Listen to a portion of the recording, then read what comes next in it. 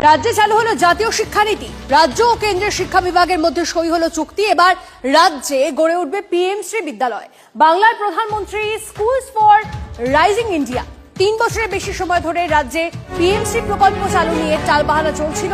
এবার রাজ্যের প্রতিটি ব্লকে অন্তত একটি স্কুলকে এই প্রকল্পের অন্তর্ভুক্ত করার লক্ষ্য নেওয়া হয়েছে বলে জানা যাচ্ছে। বাংলার ভেঙে পড়া শিক্ষা ব্যবস্থাকে চাঙ্গা করবে এই চুক্তির মত কেন্দ্রের। পূর্বতন সরকারের আমলে বারবার বিতর্ক হলেও রাজ্যে কার্যকরী হয়নি জাতীয় শিক্ষানীতি।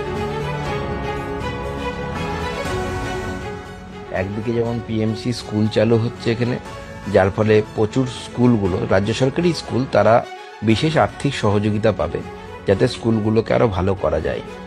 দ্বিতীয়ত হচ্ছে স্কুল লেভেল থেকে জাতীয় শিক্ষানীতি 2020 লাগু হওয়ার ফলে আমাদের বিদ্যার্থীরা হাতে কলমে কাজ শিখবে, স্কিল বেসড এডুকেশন হবে, যে আগামী দিনের যে পরিবর্তনশীল বিশ্বে আমাদের ছাত্রছাত্রীদেরকে আরো অনেক বেশি আত্মনির্ভর, অনেক বেশি শক্তিশালী করবে বলে আমার মনে হয়।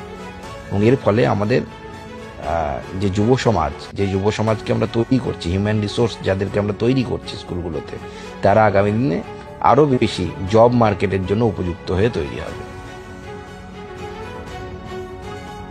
শিক্ষা ব্যবস্থা বলে বাংলায় কিছু নাই, সেটা ঠিক হবে। এবং জাতীয় শিক্ষানীতি যেটা আগেই ঘোষণা হয়ে গেছে, এখানে লাগু ছিল না। যেরকম ভারতীয় ন্যায় সংহিতা ইত্যাদি ধীরে ধীরে লাগু হচ্ছে, আয়ুষ্মান ভারত, তো সেরকম জাতীয় শিক্ষানীতি এখন লাগু হবে। এবং তার সঙ্গে সঙ্গে যে ইনফ্রাস্ট্রাকচার শিক্ষা বিভাগে সেটাও ঠিক করা হবে। সময় লাগবে একটু, টিচার নেই, কর্মচারী নেই, এগুলো ভর্তিও করতে হবে, অনেক কেস চলছে, সব নিয়ে সরকার চিন্তাভাবনা করছে।